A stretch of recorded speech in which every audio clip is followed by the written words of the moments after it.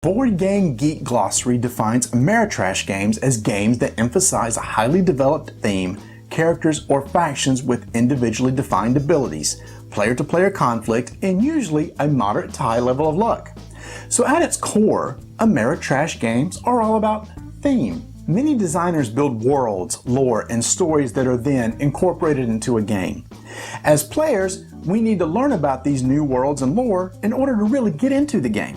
But what if you could sit down and play a game with a theme that you're already familiar with? A game that contains images, characters, and locations that you already know from other media such as books, TV shows, and movies. Well, with board games based on intellectual property, you can. Intellectual property, or IP, is defined as a work that is a result of creativity, such as a manuscript or design, to which one has rights, and for which one may apply for a patent, copyright, trademark, etc. So, when a board game company wants to publish a game based on popular stories or characters they don't own, they must first get rights from those who own the IP in order to produce and publish the games. And the reason they want to produce games based on IP is because they know there will be many consumers in the marketplace that will be interested in playing a game with a theme that they are a fan of. Examples of some popular thematic games based on IP include Game of Thrones, Battlestar Galactica, the Legendary Encounter series, War of the Ring, Imperial Assault, XCOM, and Firefly. Take my love, take my land,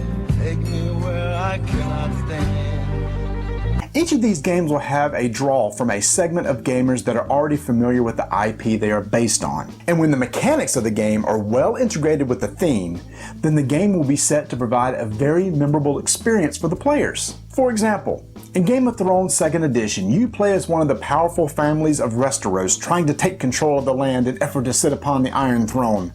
Players familiar with the George R.R. Martin novels will recognize location, characters, and themes which will help them to be drawn into a game based on intrigue, political drama, and warfare. Another example is Battlestar Galactica, where players take on roles of one of the characters from the most recent television series.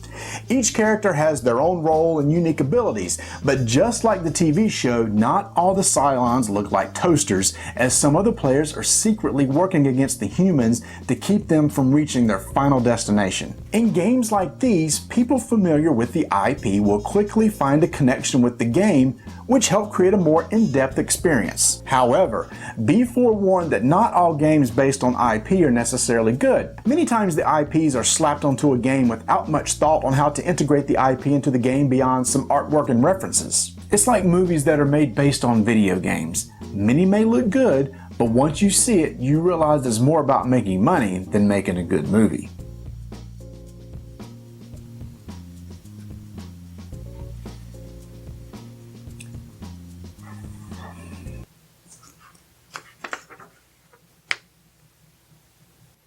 I can't carry it for you, but I can carry you.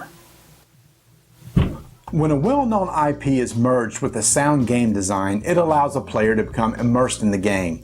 You'll draw upon your knowledge of the IP in order to become more and more engaged with the game and the other players. As a result, this will help create experiences you will talk about and share with others long after the game is back on the shelf. In upcoming segments, I'll look at ways to enhance your Ameritrash game sessions with elements beyond the board game itself. In the meantime, I'd love to hear which games you think best exemplify a well-known IP, and what IPs would you love to see incorporated into a board game? Let me know in the comments. Too soon.